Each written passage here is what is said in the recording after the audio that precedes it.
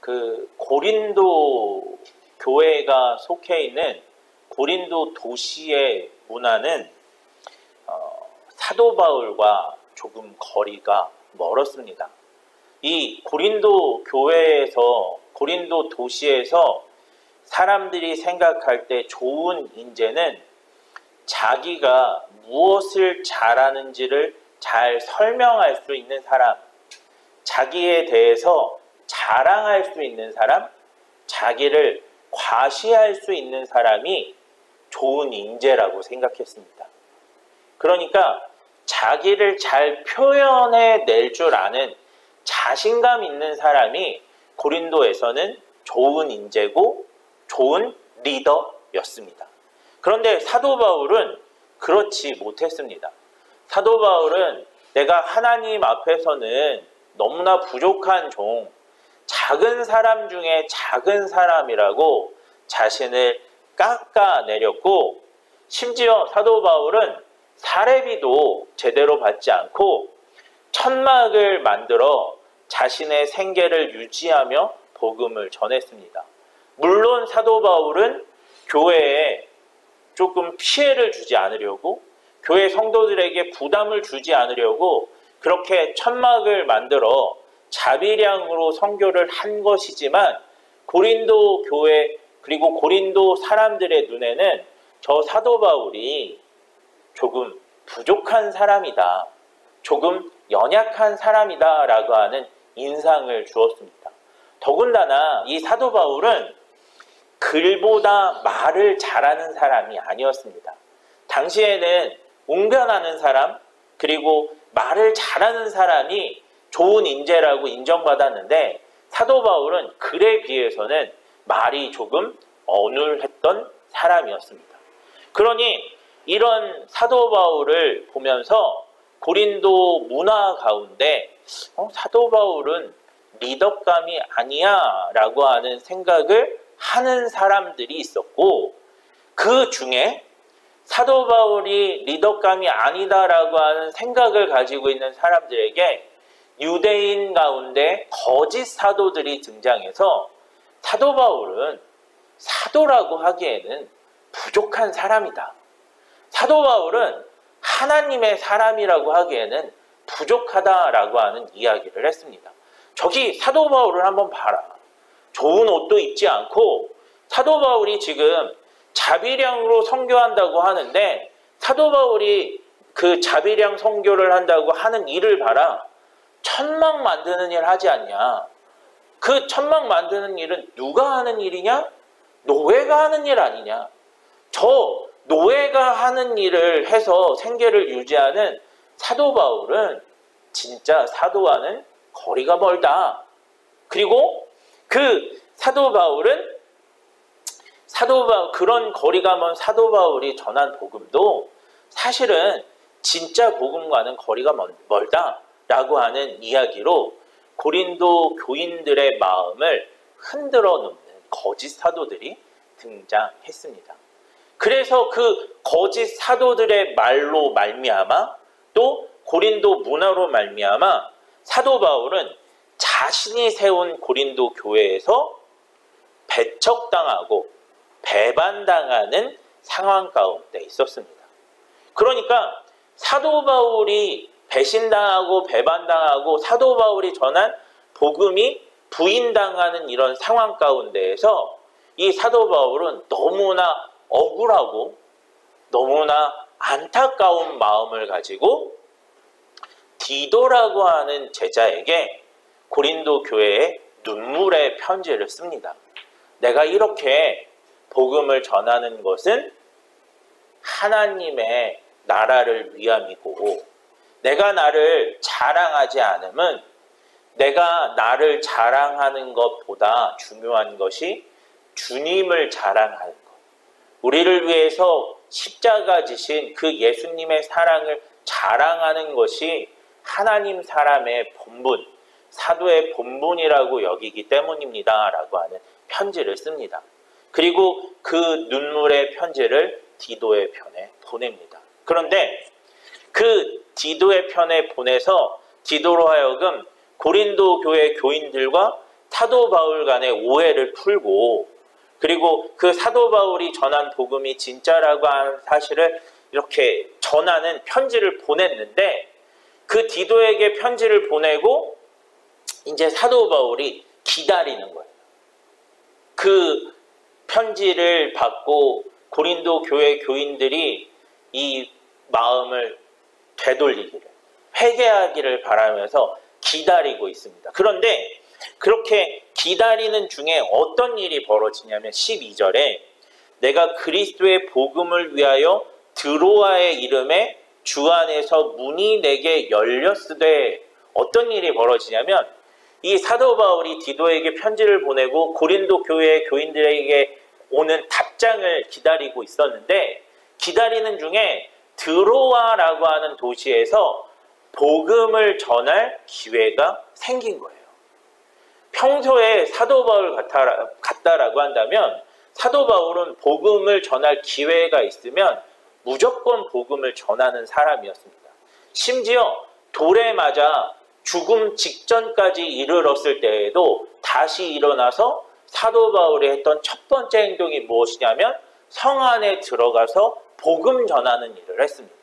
사도 바울은 무엇보다 복음 전하는 사람이었고, 사도 바울에게 있어서 가장 중요한 것은 복음, 예수 그리스도의 복음을 증거하는 일이었기 때문에 사도 바울은 복음을 전할 기회가 있으면 당연히 복음을 전하는 사람이었습니다. 그런데 13절 말씀에 보면 복음을 전할 기회가 생겼는데 어떻게 했냐? 내가 내 형제 디도를 만나지 못함으로 내 심령이 편하지 못하여 그들을 작별하고 마게도냐로 갔노라 라고 되어 있습니다. 사도 바울이 복음을 전하기 위해서라면 생명도 불사한, 내가 죽어도 괜찮다고 생각하는 그 사도 바울이 드로아에서 복음도 전하지 못하고 그 고린도 교회로부터 오는 답장을 기다리기 위해서, 그 답장을 빨리 받기 위해서 마게도냐로 가는 상황이었습니다. 사도 바울의 마음이 얼마나 낙심하고 실망했는지를 오늘 본문의 이 상황을 통해서 우리는 알 수 있습니다. 복음의 열정을 가지고 있고, 복음이라고 하면 내 모든 것을 배설물로 여기겠다라고 작심하고, 심지어 예루살렘에 복음을 증거하러 또 하나님의 사랑을 전하러 예루살렘으로 가는데, 가는 길에 성령께서 너 예루살렘으로 가면 죽어, 너 예루살렘으로 가면 너의 인생은 끝나라고 하는 말씀을 들었음에도 불구하고 사도 바울은 예루살렘 행을 선택합니다. 나의 달려갈 길과 주 예수께 받은 사명, 곧 복음 증거하는 일을 마치려 하면은 나의 생명을 조금도 귀한 것으로 여기지 아니하노라 라고 고백하고, 그렇게 복음을 증거하기 위하여, 하나님 사랑을 전하기 위하여 자신의 생명도 내버리는 그 사도 바울이 지금은 얼마나 낙심했는지 복음을 전할 기회를 포기할 정도로 낙심하고 실망하고 그 자존감이 최고로 바닥에 떨어진 상태였습니다. 여러분은 이런 상황이라면 어떻겠어요? 내가 하나님의 사람이라고 평생을 그렇게 생각하고 걸어오고 뛰어왔는데, 내가 하나님의 사람으로서 복음을 증거하고 내가 세운 그 교회에 내가 말씀을 가르치고 내가 세례를 베푼 사람들이 당신 사도 아니야, 당신 하나님의 사람 아니야, 당신이 전한 복음은 가짜야 라고 하는 이야기를 들었을 때 우리는 아마 지금 사도 바울처럼 복음을 전할 기회가 있어도 복음을 전할 용기를 내지 못하고 낙심하고 무너져 어쩌면 아무것도 하지 못하고 방 안에 갇혀 있을지도 모릅니다. 그런 자존감이 바닥에 떨어진 상황 가운데 어떤 일을 하다가 내가 이것은 반드시 성공할 거야 라고 하는 생각을 가졌는데, 그 성공할 거야 라고 하는 그 생각이 완전히 무너져서 실패에도 이런 실패를 경험하지 못한, 정말 인생에 있어서 최고의 실패를 경험한 사람의 그런 마음, 그런 상황 가운데 오늘 사도 바울이 그런 자존감을 가지고 있었습니다. 그런 자존감을 가지고 있었던, 그래서 하나님의 일을 제대로 해내지 못했던 사도 바울이 오늘 2장 14절부터 7장에까지 어떤 이야기를 하냐면, 그 자존감이 바닥에 떨어진 상태에서 하나님의 사람은 어떤 사람이지? 사도는 어떤 사람이어야 하지?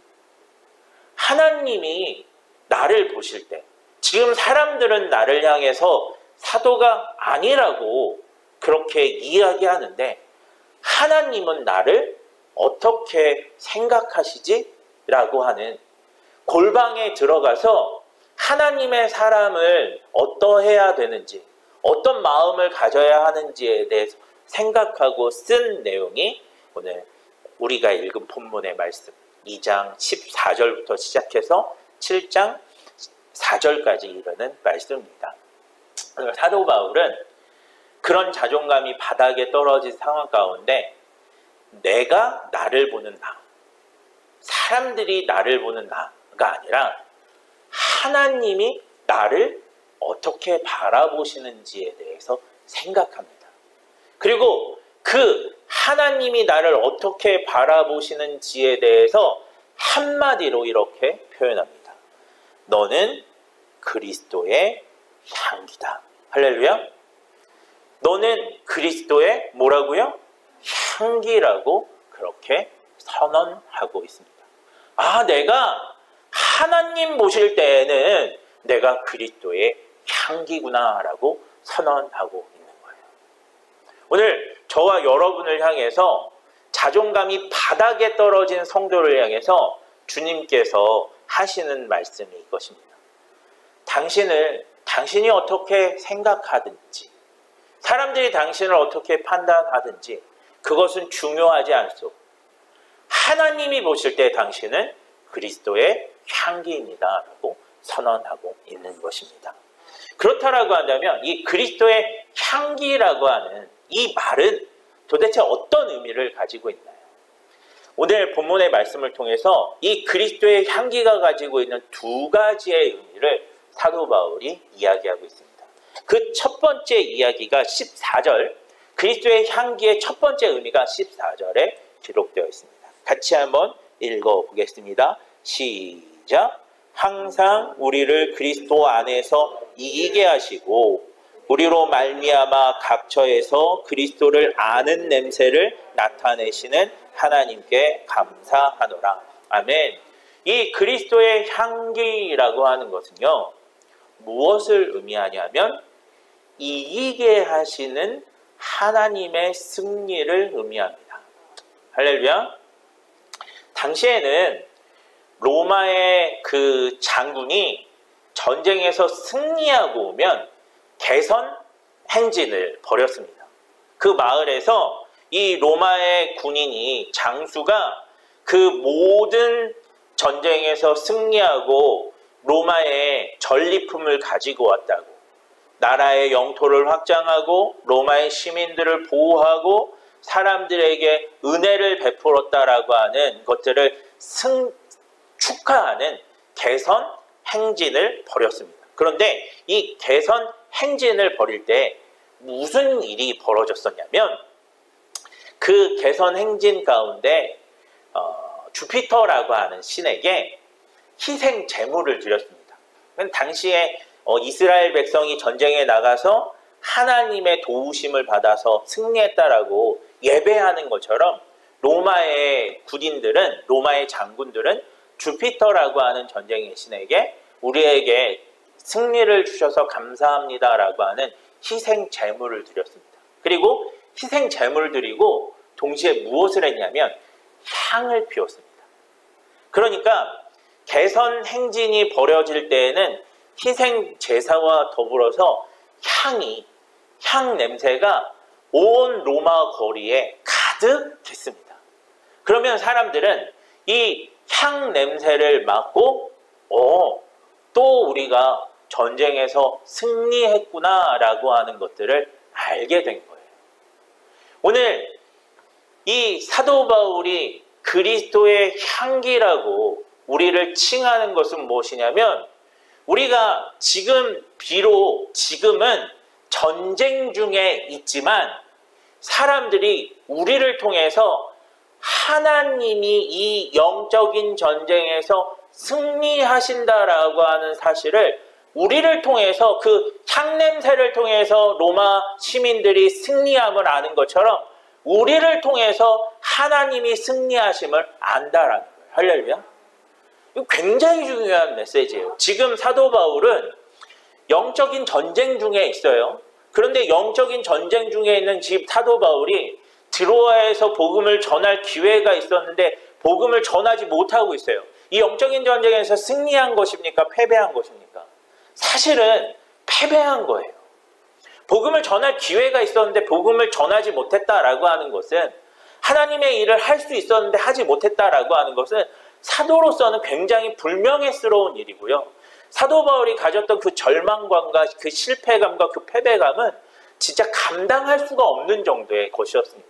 그런데 오늘 사도 바울은 그런 상태 가운데에서 무슨 이야기를 하고 있냐면, 내가 지금 패배한 것처럼 보이고 패배했다라고 하더라도 하나님은 결국에는 나를 통해서 이 영적인 전쟁에서 승리하게 하실 것이고, 오늘 사람들의 생각을 바꾸어서 내가 전한 그리스도의 복음이 진실이라고 하는 사실을 인정하도록, 사람들이 나로 하여금 하나님의 사람이 아니다라고 말했던 사람들이 당신이 하나님의 사람입니다라고 회개하며 돌아오게 하는 그 승리의 역사를 맛보게 될 것이다라고 이야기하고 있는 거예요. 할렐루야. 놀라운 일이에요. 하나님은 어떤 하나님이에요? 우리를 그렇게 패배한 우리를, 좌절감과 절망 가운데 있는 우리를, 자존감이 바닥에 떨어진 우리를 승리의 상징으로 만드시는, 승리의 향기로 만드시는 놀라운 하나님이시다라고 고백하고 있습니다. 할렐루야. 오늘 저와 여러분이 자존감이 바닥에 떨어졌을 때, 또한 실패했을 때 내가 그리스도의 향기다라고 한 사실을 기억하시면서 이 말씀 기억했으면 좋겠습니다. 그리스도의 향기는 어떤 존재인가? 하나님의 승리를 나타내는 존재. 그리스도의 향기는 어떤 존재인가? 하나님의 승리를 그 삶 속에서 경험해서 사람들이, 와, 하나님은 승리하시는 하나님이시구나, 하나님이 이 전쟁에서 또 승리하셨구나 라는 것들을 자랑하는, 하나님을 아는 냄새를 풍기는 저와 여러분 되기를 주님의 이름으로 축원합니다. 이 그리스도의 향기의 두 번째 의미는 16절에 기록되어 있습니다. 같이 한번 읽어보겠습니다. 시작. 이 사람에게는 사망으로부터 사망에 이르는 냄새요, 저 사람에게는 생명으로부터 생명에 이르는 냄새라. 누가 이 일을 감당하리요. 아멘. 이 그리스도의 향기는 어떤 사람에게는 사망에 이르게 하는 냄새이고, 어떤 사람에게는 생명에 이르게 하는 냄새다라고 이야기합니다. 다시 말하면 우리의 존재가, 우리가 선포하는 복음이, 그리고 우리가 하는 행동들이 누군가에게 선택을 강요한다라는 거예요. 생명의 길을 선택할 것인지 사망의 길을 선택할 것인지를 강요한다라는 거예요. 이거 굉장히 중요한 의미를 가지고 있는데요. 이런 거예요. 제가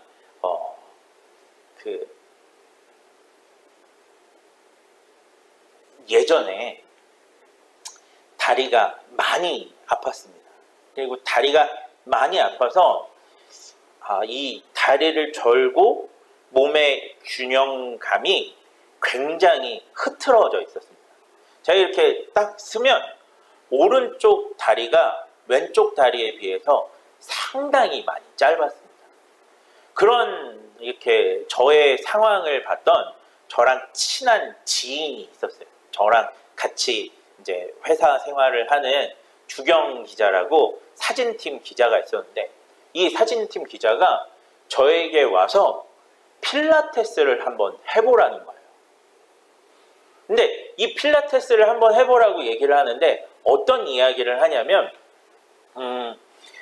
자기 아내가 해금 연주가인데 이 해금 연주가들이 이렇게 자세가 항상 해금을 연주하다 보니까 자세가 저처럼 불균형 상태에 있었다는 거예요. 그런데 불균형 상태에 있다 보니까 배가 차고 배가 차니까 아이가 생기지 않았었다고. 그런데 아내가 필라테스를 하면서 몸이 균형감이 회복되어지고 배가 따뜻해지고 그러면서 몇 차례 실패했던 그 시험관 시술이 성공해서 아이를 가질 수 있게 되었다라는 이야기를 하는 거예요. 그 아내를 가르쳤던 필라테스 선생님이 너무 좋은 선생님이고 운동만 가르치는 것이 아니라 사람의 근육이나 어떤 이런 것들을 공부한 분이기 때문에 이분한테 배우면 제 몸이 너무 좋아질 것이다 라고 이야기를 합니다. 제가 이 이야기를 들었을 때 망설였습니다. 왜 망설였냐면 그분에게 PT를 받으면요. 한 10번 정도를 끊어서 PT를 받는데 10번 정도의 그 금액이 제 월급으로는 감당하기에 좀 많은 금액이었기 때문에 제가 고민을 했습니다. 그런데 주경 기자가 다음날 또 와서 목사님 어떻게 한번 해보실 거냐고 또 묻는 거예요. 저한테 선택을 강요하는 거예요. 목사님 필라테스를 받고 건강해지실래요? 아니면 필라테스 안 받고 그렇게 수술 받아도 회복이 더딘 삶을 사실래요? 라고 얘기를 하는 거예요. 굉장히 저를 아끼는 마음으로 강권하는 거예요. 그래서 제가 고민을 하다가 이제 그 필라테스 선생님이랑 주경 기자가 전화번호를 줘서 통화를 한번 했어요. 그리고 찾아갔어요. 그리고 10번을 그 비싼 금액이지만 10번의 그 금액을 지불하고 운동을 하기로 결정했습니다. 그러고 났더니요. 실제로 어떤 일이 벌어졌냐면 제가 목이 굉장히 짧았습니다. 지금도 길지 않은데요. 짧은 목이 운동을 한번 하고 나면 짧은 목이 길어지는 거예요. 그리고 운동을 한번 하고 나면 등이 굉장히 아프고 허리가 굉장히 아팠는데 아픈 등이 아픈 허리가 며칠간 괜찮은 거예요. 몸이 점점 바른 자세가 되면서 심지어 키도 제 줄어들었던 키, 자세가 좋지 않아서 줄어들었던 키도 커지는 거예요. 제가 그 이후로는 10번을 보너스 받을 때마다 혹시 누군가에게 이렇게 아르바이트를 할 수 있는 기회가 생길 때마다 계속 운동을 하게 되었고 그 필라테스라고 하는 운동을 하는 동안에 제 몸이 굉장히 좋아졌던 것들을 경험하게 됐습니다.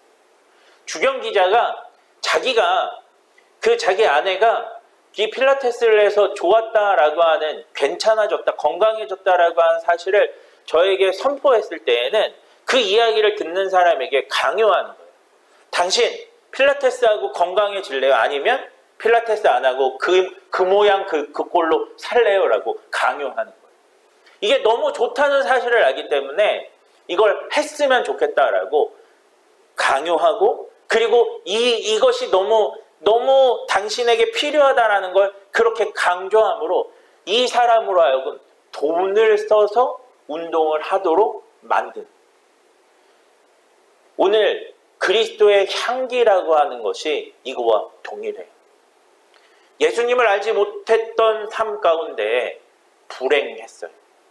죄와 사망의 노예 가운데 죄와 사망의 마귀의 미혹을 받으며 그렇게 살아가는 삶이 너무 좋지 않았어요. 그런데 예수님을 만나서 너희가 진리를 알지니 진리가 너희를 자유케 하리라.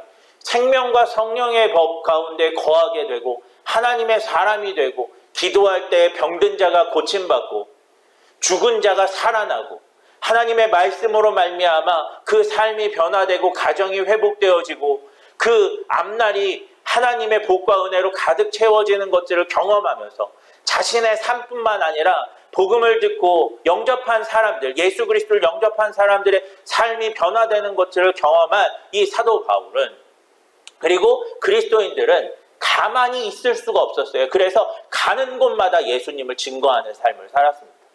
예루살렘 교회가 박살이 나서 예루살렘 교회에 더 이상 예루살렘에 거할 수 없게 된 사람들이 전국 각지로 뿔뿔이 흩어져서 했던 첫 번째 일이 무엇이었냐면 복음을 증거하고 그곳에 교회를 세우는 일이었어요. 왜요? 예수님 믿는 것이 너무나 좋다라고 하는 것을 경험했거든요. 예수님 앞에 기도하면 고칠 수 없는 병을 고치는 일들을 경험했거든요. 예수님 앞에 예수님의 은혜를 구하며 나아가면 그 삶과 가정이 완전히 변화되는 것들을 경험했거든요. 그래서 가는 곳마다 예수 믿기를, 예수님을 선택하기를 강요했습니다.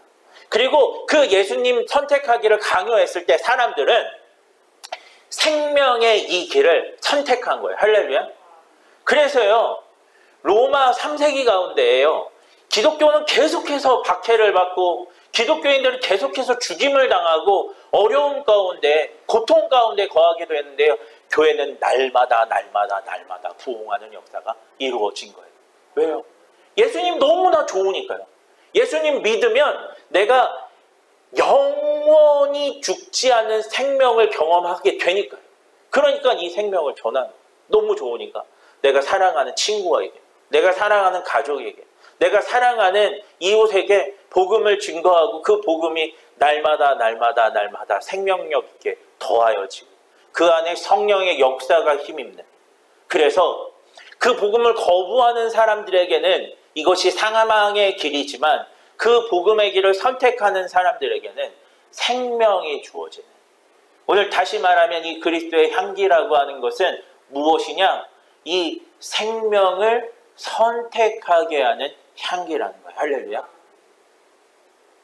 그래서 이로 말미암아 사람들이 생명과 사망 중에 생명을 선택하도록 만드는, 오늘 하나님의 관점에서 사도 바울을 봤을 때 너는 어떤 존재일까? 너는 사람들로 하여금 생명을 선택하게 하는 존재다라고 말씀하고 있습니다. 오늘 주님은 우리를 향해서 이렇게 말씀하십니다. 지금 당신이 어떻게 느끼든, 지금 당신의 존재가 어떤 존재이든, 지금 당신이 나이가 적든 많든, 지금 당신이 부자이든 가난하든, 지금 당신이 어떤 마음의 상태를 가지고 있든, 건강하든 건강하지 않든 당신은 그리스도의 향기입니다. 당신을 통해서 하나님의 승리가 선포될 것이고, 당신을 통해서 예수 그리스도의 향기가, 생명이 흘러가게 될 것입니다. 말씀하십니다. 오늘 이 말씀 기억하면서 오늘 다 같이 저를 한번 따라해 볼까요? 나는 그리스도의 향기입니다. 나는 그리스도의 향기입니다. 옆 사람을 향해서 당신은 그리스도의 향기입니다. 당신은 그리스도의 향기입니다. 우리가 그 그리스도의 향기임을 기억하며 낮은 자존감으로 살아가는 것이 아니라 하나님의 승리와 생명을 경험하고 그 승리와 생명을 흘러보내는 그리스도의 향기, 그리스도의 편지가 되기를 주님의 이름으로 축원합니다.